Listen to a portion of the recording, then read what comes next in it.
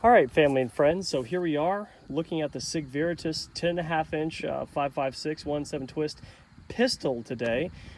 This really is just a gun unlike anything else that I've had and shot, so I kind of want to go over the features with you, talk about the shootability, the reliability that I've experienced, and of course the price of it. So that's what we'll cover. All right, starting off with the front end of the rifle, we have a wonderful flash suppressor, flash hider. It does its job very, very well, although it does force the rifle back into the shooter a little bit more, channeling that gas back in the shooter's shoulder. However, it's a really nice device so far, in my experiences. It does exactly what it's designed to do. It has little to no flash at the nighttime, so I'm pretty happy with that. When you throw on, you got those SIG cans that you can throw onto this because of how this is just set up for Sig Sauer products. Next, we do have a wonderful gas piston kit set up right here, and it's adjustable. So you've got arrows that mark, hey, I'm going to tune that gas down by going counterclockwise, or I'm going to tune that gas and give it more gas by going clockwise. It just shows you on the system there, which is really, really nice. I've played with all the different settings. It's really, really cool to see how that kind of like goes into the actual rifle and what it feels like for you as a shooter. Of course, the more gas, the more reliability. You know, there's just a lot of different people out there that like their gas settings for whatever reason. Of course, if you're shooting suppress, you know, that's that as well. The rail is really unique. It's a big girl. She's a big, thick girl. It's hard for me to C-clamp this rifle. I don't necessarily like put my thumb along the slide unless I can have really good positive traction over here, in which case, as you see, I've already got a problem. My thumb is coming into the piston assembly, coming in over here, those different types of things. Perfect placement, Sig, for where I don't want those particular ports. Matter of fact, I don't know why those are there, to be honest with you.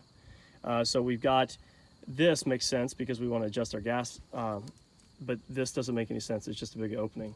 So my thumb has found its way in there, doesn't like it at all. Of course, I could just, you know, pull my hand stop anywhere I want to, but this is just an optimal place for me to have my thumb. So that's something I don't necessarily like about the rail. However, the rail is very, very nice. It does a really good job with heat dispersion, which a lot of rails just don't do now. We see a lot of those big, huge cuts in rails and so on and so forth, and they do not do very good with heat, meaning that you can't hold it barehanded after 90, 100 rounds, something along these lines. That's not been my experience with this rifle. Moving on, we got QD attachment points, right? Which are very good. Those QD attachment points come in handy. Obviously, there's nothing at the front end of the rifle though, which most manufacturers for rails do have, and that's kind of where I prefer it and like it, so that's kind of a negative, but they are ambidextrous and they are on both sides, so that's a big plus. Moving on to the middle part of the rifle here, we do have a wonderful just little setup here, and I just kind of want to highlight this real fast. It's an ambidextrous mag release on either side, so, you know, regardless if you're left-handed or right-handed, right?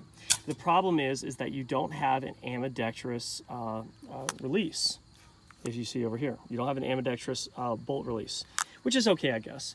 Depending on if you know, however you want to load it up, that's fine, but that's something that I wish was over here, because I like things like that. I know the SIG MPXK has that ability to push your bolt forward, but this one does not. So that's a negative, but at the same time, you don't want to keep it real. I do like this little latch design on the very bottom. It's a very positive to do those malfunctions clearance with and everything like that.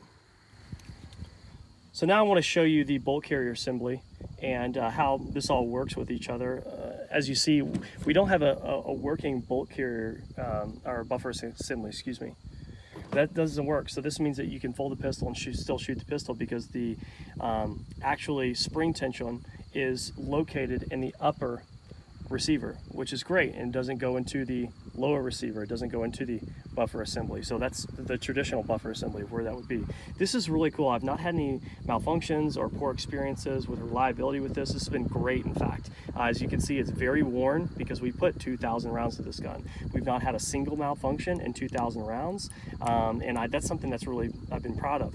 I did lube it before I started shooting it because it is a piston gun, so I just lubed it a little bit so we can make it through that 2,000 rounds with some Wilson Combat lube, and it's lasted wonderfully. I did wipe it off around, this whole thing I wiped it off for pictures at right around 1,600, 1,700 rounds, and so far it looks great. I've had no complaints with that. This is probably, I do like the trigger because it is a mil, it's more of a mil spec trigger.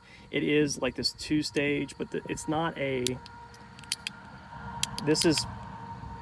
if this is 6 pounds, I think this is about 6 pounds trigger pull. So it's a 2-stage, 6-pound trigger pull, and it feels very mil-spec-ish. So if you know what a mil-spec trigger feels like and how fast you can press one, it feels very mil-spec-ish. But when I look inside the receiver, of course, I want to show you something. Reminds you of a wonderful thing when it comes to piston-driven guns. There's 2,000 rounds to this gun, guys. There's nothing as far as, there's nothing. There's no oil, there's no carbon, there's as clean as it looks right now is in fact as clean as it is. I actually want to take you over here real fast because we got the sun right here, and I want to show you how clean this sucker is. So hold on to your britches. Let's see if we can get this. Yes, that's how clean this is. And that's one of the benefits of using a piston-driven gun. Back to the stationary.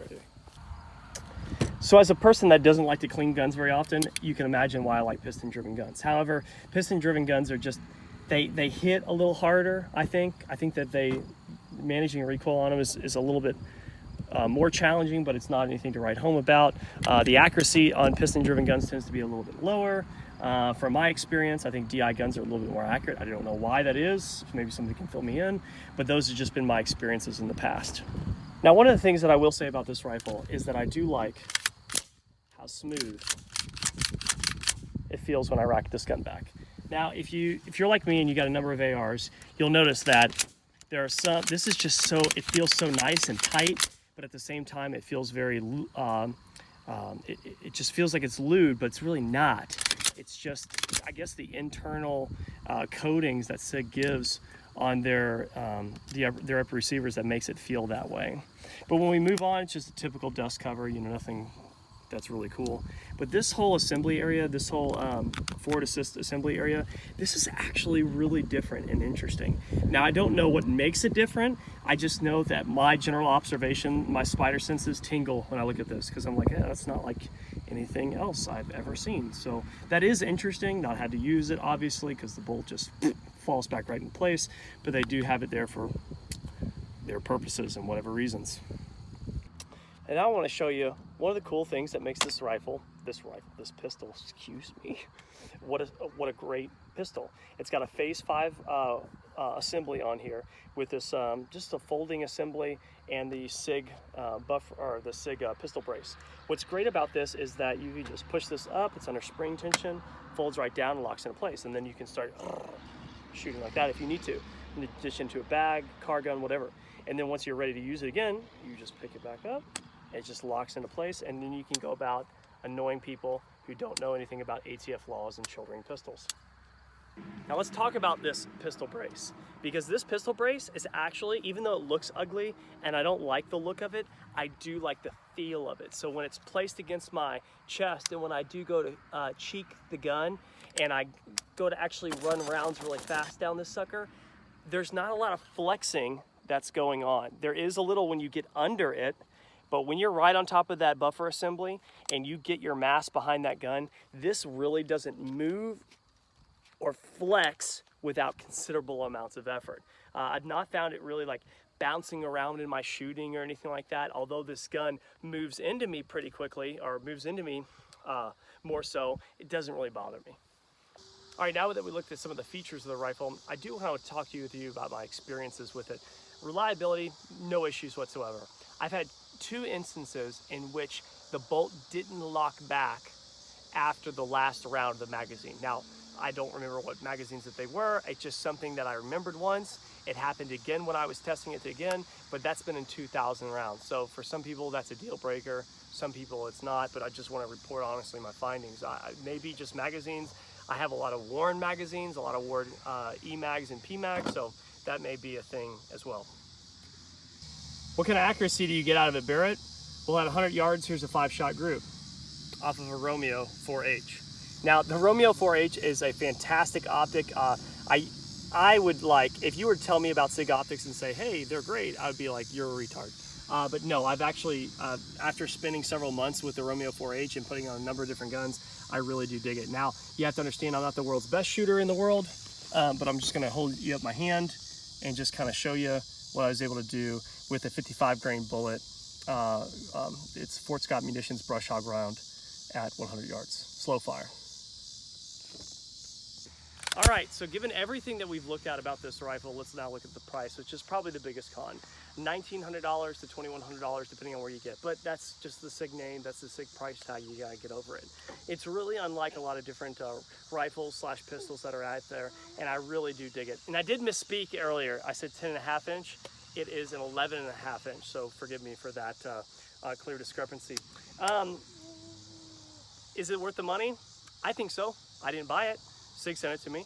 The other reviews that I've looked at online, people have had nothing but positive experiences with this. So there's a plus in that. Would I buy this at $1,900? I would buy this at $1,900. Would I defend my family with this? Would I trust my life with this? Absolutely. I have no reason not to. All right, so True Exodus, Kearsley Ann, Tremaine Fawbush, and Elsa saying, see you guys later. Bye.